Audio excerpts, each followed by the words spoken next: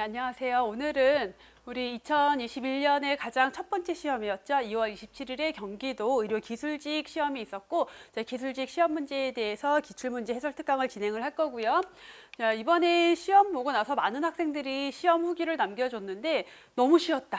그래서 만점자가 많이 나올 것 같다라는 게 학생들의 대부분의 의견이었고, 제가 문제를 봐도 사실 문제 난이도가 굉장히 쉬웠고, 그래서 수험 기간이 길지 않은 학생들도 모르는 문제가 별로 없을 정도로 굉장히 쉽게 출제가 됐어요.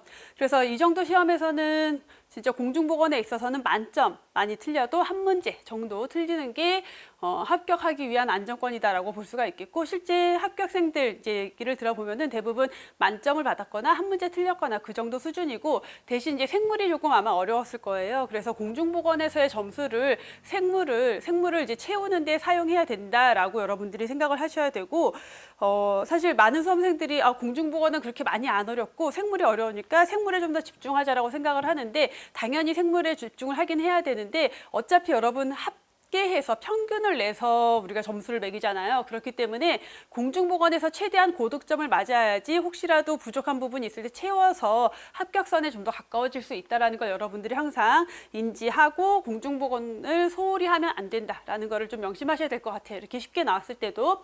자, 출제 경향을 보면은 워낙에 요즘 감염병 문제와 관련된 부분이 있기도 하지만 있기 때문에 역학이라던가 질병관리 파트 문제 출제 비중이 좀 더 높았어요. 평소보다도 좀 더 높은 비중으로 출제가 됐다라는 게 특징이고요. 자, 문제를 바로 보도록 할게요. 비만 유무에 따른 당뇨병 발생에 대하여 조사한 결과가 표와 같을 때 비교 위험도를 구하래요. 자, 비교 위험도는 우리가 너무 쉽게 구할 수가 있는데, 제가 실제 수업 중에 또는 문제풀이, 특히 문제풀이 수업할 때 여러분들 이런 거 쉬운 문제지만 여러분들을 함정에 빠뜨리기 위해서 표를 위치를 바꿔서 낸다. 그러니까 항상 그 부분을 주의해서 봐야 된다라고 정말 많이 강조를 드렸고, 실제 이렇게 나왔어요. 보통 우리가 비교 위험도를 구할 때 노출군, 비노출군 이렇게 표가 제시가 되는데, 이번에는 비노출군과 노출군으로 표가 제시가 됐죠. 그래서 시험 후기를 남겨준 많은 수험생들이 교수님이 수업 중에 이거 표 위치 바꿔서 낼 수 있으니까 조심해야 된다라고 얘기했는데 정말 바꿔서 냈어요 라고 후기를 많이 남겨주셨어요. 이걸 만약에 인지하지 못했다면은 뻔히 맞출 수 있는 답도 틀리게 되는 문제가 생길 수 있겠죠. 그래서 자, 여기에서는 우리 비교 위험도니까, 자, 비교 위험도는 비노출군에서의 질병 발생률 분의 노출군에서의 질병 발생률이라고 했는데, 자, 여기가 비노출군이에요. 여기가 이번에는 R2가 되는 거고, 여기가 R1이 되겠죠. 그래서 자, 400명 중에서 몇 명의 환자가 발생했어요? 20명의 환자가 발생했고, 100명의 비만자 중에서 10명의 환자가 발생했다. 그래서 얘를 다 계산을 하면은 2가 나오겠죠. 계산은 여러분들이 해보시면 될 것 같고요. 그래서 비교 위험도 2로 간단하게 풀 수 있는 문제였고요. 자, 두 번째 문제. 요 문제도 제가 수업하면서 여러분 바다 생선은 이거밖에 없어요 라고 강조해드렸던 내용이죠. 바다 생선을 먹고 감염될 수 있는 기생충은 아니사키스밖에 없다라는 거. 이 문제는 기생충 감염병과 관련된 문제지만 쉽게 풀 수 있는 문제였고, 자, 폐흡충 같은 경우는 다슬기가 제1 중간숙주, 민물개와 가재가 제2 중간숙주라고 했고요. 아니사키스가 대표적인 바다 생선이 중간숙주다. 그리고 간흡충은 외우렁이, 담수어, 욕고가흡충도 다슬기, 담수어라고 했죠. 자, 세 번째 문제. 대사증후군 진단 기준도 여러분들 크게 어렵지 않게 풀었을 것 같은데, 진단 기준이 우리가 총 5가지가 있었어요. 그래서 고혈압, 고혈당, 고밀도 콜레스테롤 중성지방, 그리고 또 하나가 바로 허리둘레였죠. 그래서 정답은 3번이 되겠고, 우리 대사증후군 진단 기준 보면 허리둘레부터 고혈당까지 5가지 항목 중에서 3가지 이상에 해당이 되면은 대사증후군으로 진단을 내린다라고 했고, 그리고 여러분들 지금은 이 문제가 쉽게 출제돼서 이렇게 항목만 물어봤지만, 최근에는 이 진단 수치까지도 묻는 문제가 출제가 되고 있기 때문에 여러분들이 각각의 진단 항목에 대한 기준도 명확하게 알고 계셔야 된다는 거. 자, 네 번째 문제, 산업재해 지표 중에서 연간 1000작업시간당 근로손실 일수니까 자, 작업시간당 근로손실 일수는 뭐다? 강도율이죠. 자, 건수율이라고 하면은 분모가 근로자 수, 그래서 연간 1000명의 근로자 1000명당 재해 발생 건수를 보는 게 건수율이었고요. 자, 도수율은 100만 작업시간당 재해 발생 건수였죠. 자, 근로손실 일수는 산업재해로 인해서 업무상 뭐 부상이나 질병으로 인해서 손해보는 날수를 계산한 게 근로손실일수였어요. 그래서 건수율, 도수율, 강도율, 근로손실일수를 계산하는 거는 장애가 생겼다. 어떤 산업재해로 인해서 장애가 생겼다라면 장애 등급별 손실일수가 나올 거고, 사망했다라면 사망자에 대해서는 7,500일로 계산을 하게 되고요. 부상이나 업무상 질병으로 요양을 받는다, 치료를 받고 있으면 그 치료받는 일수, 요양 일수만큼을 계산하게 되겠죠.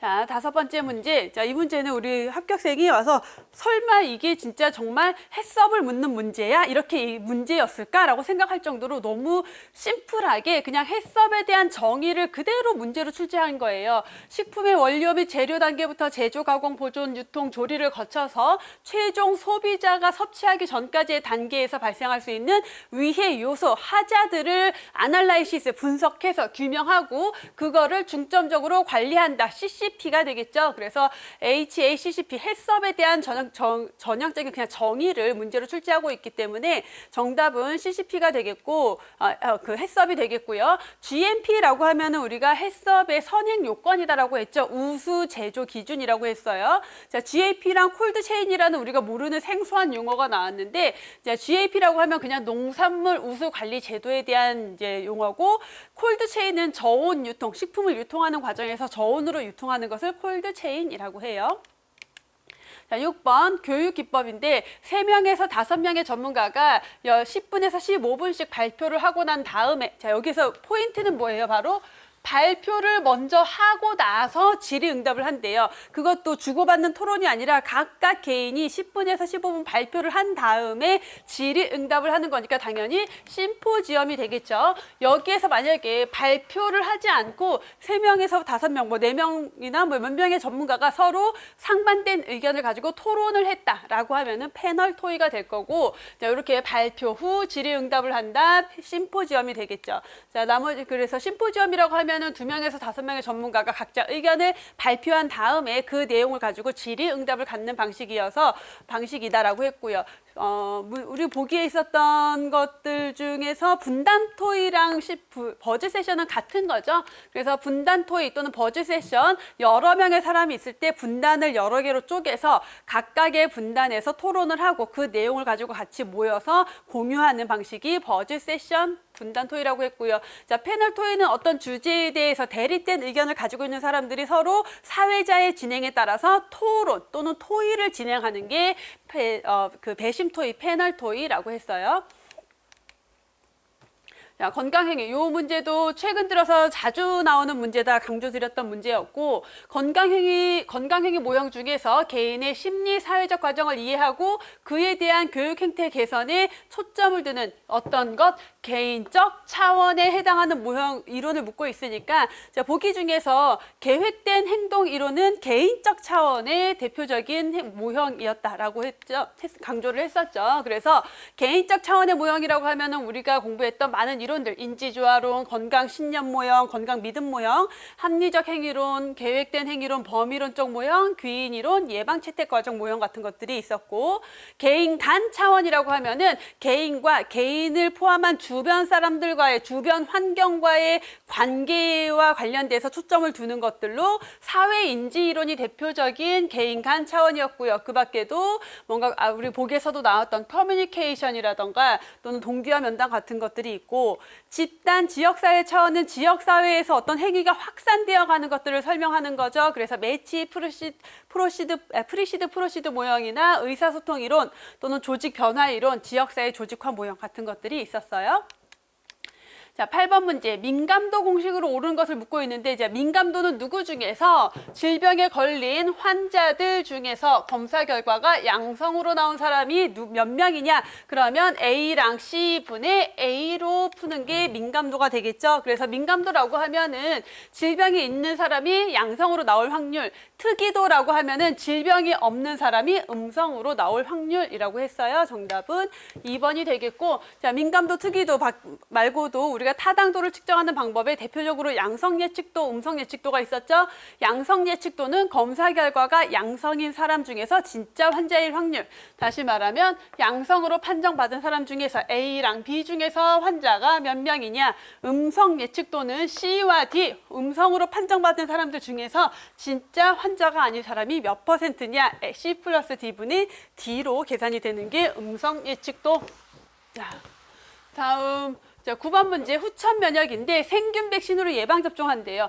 생균 백신이든 사균 백신이든 순화 독소든 어쨌든 예방 접종을 통해서 형성되는 면역은 뭐다? 인공 능동 면역이다라고 했죠. 그래서 자, 능동, 우리가 후천 면역을 능동 면역과 수동 면역으로 크게 두 가지로 나눠서 볼 수가 있고, 또 각각의 면역에서 자연이냐 인공이냐로 구분을 할 수가 있었죠. 자연 능동 면역이라고 하면은 질병에 걸리고 난 다음에 회복돼서 획득되는 면역이고, 인공 능동 면역은 예방 접종을 통해서 획득되는 면역이다. 자, 수동 중에서 자연 수동이라고 하면은 모체, 엄마가 태아에게 태반을 통해서 항체를 전달하거나 또는 모유 수유를 통해서 전달되는 항체로 형성이 되는 게 자연 수동 면역이고요. 인공 수동 면역은 다른 동물이나 다른 사람으로부터 획득한 항체를 가지고 인위적으로 만들어서 항체를 넣어주는 거죠. 거기에 해당이 되는 게 회복기 혈청, 면역 혈청, 감마글로불린, 항독소 같은 것들이 있었고요. 자, 10번. 대기오염 사건 중에서 자동차 배기가스로 배출된 오염 물질에 의해서 발생이 된다라고 했는데, 자, 도노라 사건, 뮤즈계곡 사건, 런던 스모그, LA 스모그 모두 기온 역전, 어떤 오염 물질이 있는 상태에서 기온 역전 현상이 있었고, 그로 인해서 오염 물질이 희석 확산되지 않아서 그 지역 주민들의 건강 장애를 일으켰던 사건이고, 자, 그 중에서도 도노라 사건이나 뮤즈계곡 같은 경우는 공장에서 대기 오염 물질이 배출이 돼서 발생했던 사건이고, 원인 오염 물질로는 주로 아황산가스를 보고 있고요. 자, 런던 스모그랑 LA 스모그, 런던 스모그 같은 경우는 주거용 난방가스에서 발생되는 아황산가스가 주로 원인 물질이었다. LA 스모그는 자동차 배기가스로 나오는 질소산화물, 탄화수소뿐만 아니라 얘네들이 태양광선과 만나서 만들어진 오존, 2차 오염 물질인 오존이 주요 원인 물질이었기 때문에 자동차 배기가스 배출로 만들어진 오염 물질이 원인이 됐던 것은 LA 스모그죠. 자, 그래서 이거는 넘어가고, 자, 11번 표본 추출 방법인데, 과학적으로 추출된 표본 추출 방법은 대표성을 갖게 되는데 대표성이 낮은 표본 추출이래요. 그러니까 과학적으로 추출이 됐으면 대표성이 높게 되는데 과학적으로 추출하지 못했다. 그러면 과학적으로 추출한 것을 확률 표본 추출이라고 했고, 그렇지 않은 것을 비확률 표본 추출이라고 했죠. 자, 대표성을 갖는 확률 표본 추출에 해당이 되는 것은 단순 무작위 추출, 층화 무작위 추출, 개통 추출, 집락 추출 네 가지가 있었고, 이렇게 편의 추출이라던가 또는 의도 추출이나 목적 추출이나 또는 눈덩이 추출, 이런 것들은 모두 비확률 표본 추출이라고 했죠. 그래서 자, 확률 표본 추출에는 이렇게 단순 무작위, 층화 무작위, 개통, 집락 추출 네 가지가 있죠. 자, 12번에 지역사회에서 고혈압 유병률을 조사하는데, 자, 원래 우리가 보통 유병률을 조사한다라면은 그 지역사회 주민들 중에서 표본을 잘 뽑아서 조사를 해야 되는데, 보건소에 온 사람만 대상으로 조사를 한대요. 그러면 정확한 데이터가 나올 수가 없겠죠. 자, 이렇게 해서 발생하는 바이어스는 어디에 해당이 되느냐? 정보 바이어스, 선택 바이어스, 오분류 바이어스, 교란 바이어스로 얘기하고 있는데, 자, 보건소에 오는 사람만 이 조사 대상이 되기 때문에 연구 대상을 선정하는 과정에서 문제가 있는 거죠. 대표성이 떨어지니까. 자, 그래서 선택 바이어스가 되겠고, 자, 이런 경우는 약간 버크슨 바이어스와 비슷한 유형으로 볼 수가 있는데, 선택 바이어스 중에서 버크슨 바이어스라고 하면은 어떤 병원에 입원해 있는 사람들만 대상으로 연구를 하게 되면은 이 병원에 입원한 사람만이 가지고 있는 고유한 특성이 있을 수 있기 때문에 바이어스가 생긴다라고 했죠.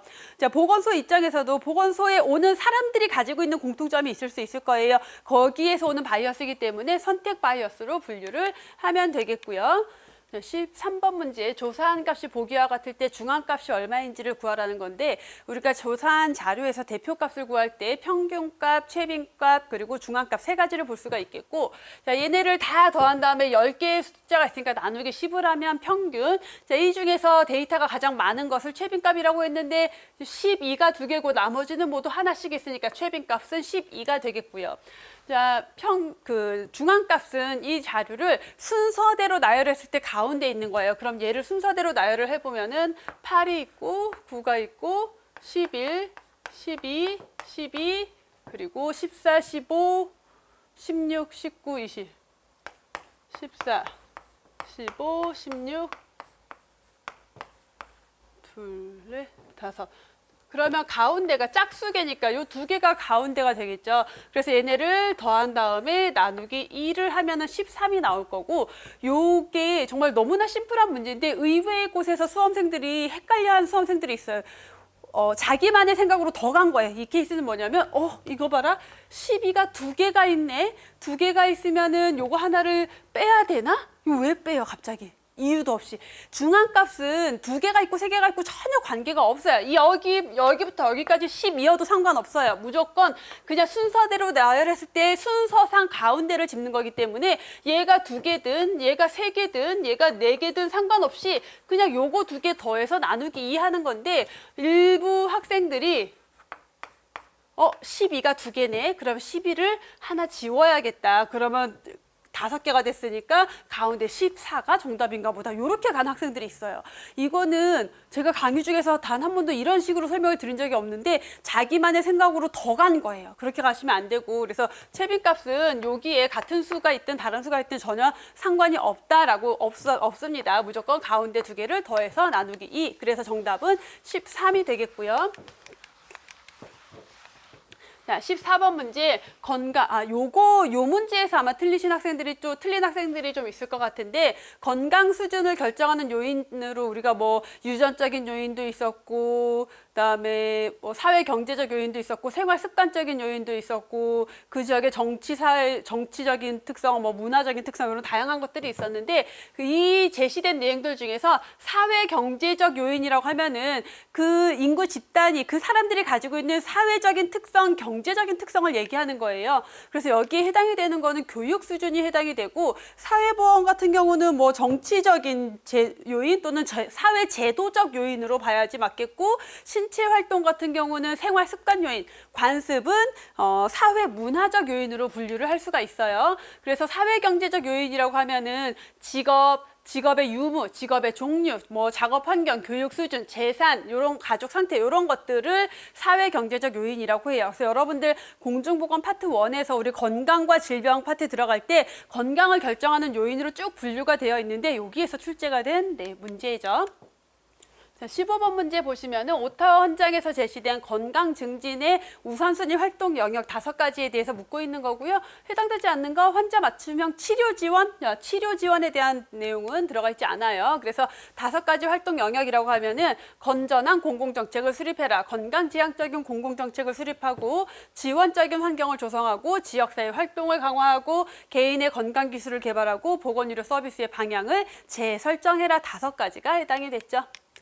자, 16번 수질오염에서 미생물이나 분변에 의한 오염이 의심될 때 정확한 방법. 자, 분변 오염 또는 미생물 오염을 보기 위해서 가장 많이 보는 대표적인 값이 바로 대장균에 대한 그 검사죠. 그래서 대장균군이 되겠고, 자, 대장균군은 수질오염의 세균학적 지표로 쓰이는 가장 대표적인 그 세균이고, 자, 분뇨를 포함한 하수가 유입됐다, 오염이 됐다라고 했을 그 대장균이 많으면은 분변 오염이 의심된다라고 했어요. 그리고 물에 대장균이 많다라는 것은 다른 병원성 미생물이 살기 좋은 환경이다. 그래서 어떤 오염균들이 많을 것이다라고 볼 수가 있는 거고, 자, 그 조사 방법으로는 대장균 지수나 MPN 최확수라는 검사 방법을 이용했죠.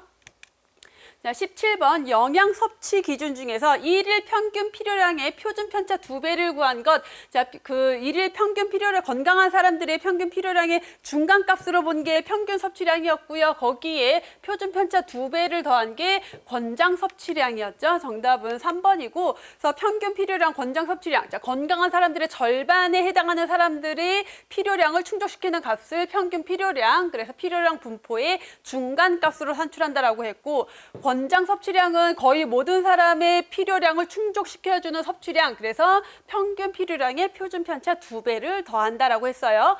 충분 섭취량은 이 평균 필요량과 권장 섭취량을 구할 수 없을 때 보는 게 충분 섭취량. 자, 그래서 관찰된 건강한 사람들의 영양소 섭취량의 중앙값을 기준으로 한다. 자, 상한 섭취량이라고 하면은 유해 영향이 나타나지 않을 수 있는 최대 영양소 섭취 수준을 상한 섭취량이라고 했어요. 실내 공기 오염 중에서 군집독의 원인이나 증상에 해당하지 않는 것. 자, 오한은 이제 열이 날 때 이렇게 떨리는 증상을 오한이라고 하는데, 오한은 해당이 되지 않고요. 고온. 자, 그래서 실내 공기의 실내의 온도가 높을 때, 고습, 습도가 높을 때, 자, 이러한 게 원인이 되고 증상으로는 두통이 나타날 수 있겠죠. 그래서 해당되지 않는 것은 1번. 자, 군집독은 그래서 실내 공기가 물리화학적으로 변화돼서 발생이 되는데, 자, 주요 영향 요인, 원인이 되는 게 고온, 고습, 구취, 채취, 냄새, 일산화탄소, 이산화탄소 같은 것들이고요. 자, 증상으로는 두통, 현기증, 구토, 식욕저하 같은 증상들이 있고, 예방을 위해서는 공기를 잘 환기를 시켜줘야 되겠죠. 자, 보기와 같은 연구, 유병률을 조사하기 위한 목적으로 주로 사용이 된대요. 질병에 대한 지식, 태도, 생활 습관에 대해서도 조사할 수 있대요. 이렇게 자, 유병률을 조사한다라는 것은 인구 집단 중에서 질병이 있는지 없는지를 조사하는 거고, 그 사람들의 지식이나 태도, 생활 습관, 어떤 것들에 대한 요인이라던가 이런 다양한 것들을 동시에 조사할 수 있는 방법이 단면조사 연구였죠. 그래서 우리가 단면조사 연구는 대표적인 유병률 조사다라고 했죠. 그래서 단면조사 연구는 질병이라던가 또는 어떤 노출 요인에 대해서 특정 시점, 짧은 기간 동안 모두 조사하는 방법으로 유병률이라던가 요인에 대한 노출률을 파악할 수 있다. 그래서 유병률 조사라고 했죠.